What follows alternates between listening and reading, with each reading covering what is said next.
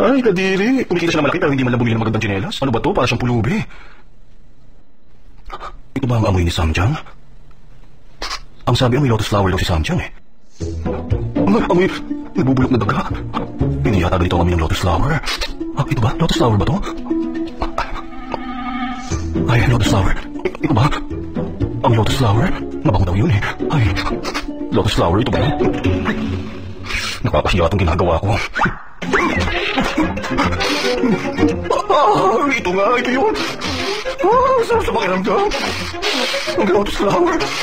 Dapat ikik sa buong katawan ko amin ito. Sa buong katawan. Gusto ko ikik ito sa ilong ko. Tama.